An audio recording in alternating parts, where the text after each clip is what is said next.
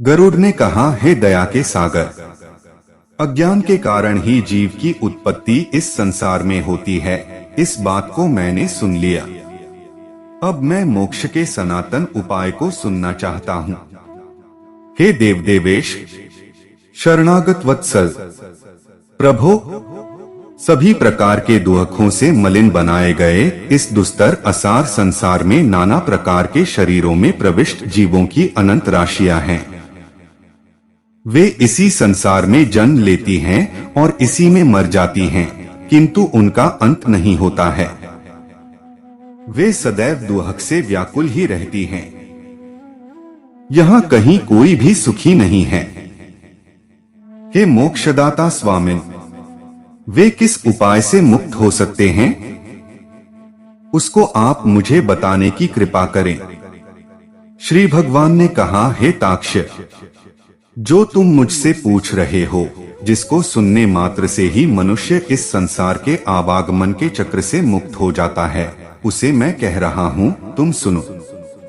हे खगेश, इस जगत से परे पर ब्रह्म स्वरूप निर्वयव, सर्वज्ञ, सर्वकर्ता, सर्वेश, निर्मल, अद्वय तत्व, स्वयं प्रकाश, आद्यंत से रहित, विकार शून्य, परात्पर, निर्गुण और सच्चिदानंद शिव हैं। उसी के अंश ये जीव हैं, जो अनादि अविद्या से वैसे ही आच्छादित हैं, जैसे अग्नि में उसके अंश विस्फुलिंग स्थित हैं।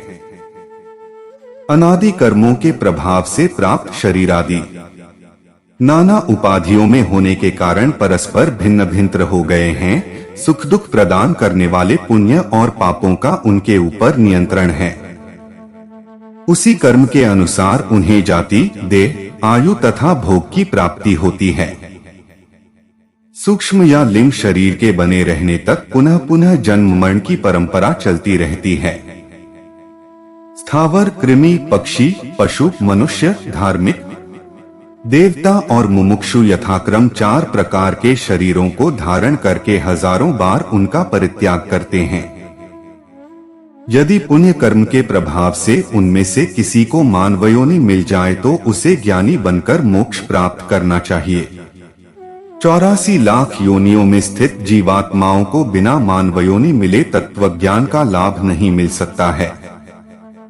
इस मृत्युलोक में हजार ही नहीं, करोड़ों बार जन्म लेने पर भी जीव को कदाचित ही संचित पुण्य के प्रभाव से मानवयोनि मिलती है। यह मानवयोनि मोक्ष की सीढ़ी के समान है। इस दुर्लभ योनि को प्राप्त कर जो प्राणी स्वयं अपना उद्धार नहीं करता है, उससे बढ़कर पापी इस जगत में दूसरा कौन हो सकता है। सोपानभूत मोक्षस्य मानुष्यं प्राप्य दुर्लभम, यस्तार्यति नात्मान तस्मात् पापतरोत्रकः।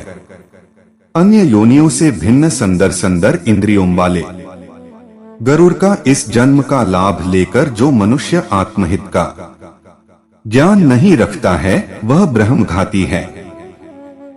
किसी का भी पुरुषार्थ शरीर के बिना संभव नहीं है। आत्म शरीर रूपी धन की रक्षा करते हुए पुण्य कर्म करना चाहिए। आत्मा सभी का पात्र है, इसलिए उसकी रक्षा में मनुष्य सर्वदा संलग्न रहे। जो व्यक्ति आजीवन उस आत्मा की रक्षा में प्रयत्नशील रहता है, वह जीवित रहते हुए ही अपना कल्याण देखता है। मनुष्य को ग्राम, क्षेत्र, धन, घर, शुभाशुभ कर्म और शरीर बार बार नहीं प्राप्त होता है। विद्वान लोग सदैव शरीर की रक्षा के उपाय में लगे रहते हैं।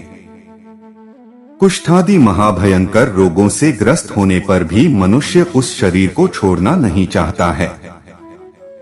शरीर की रक्षा धर्म के लिए, धर्म की रक्षा ज्ञान के लिए और ज्ञान की रक्षा ध्यान योग के लिए तथा ध्यान योग की रक्षा तत्काल मुक्ति प्राप्ति के लिए होती है।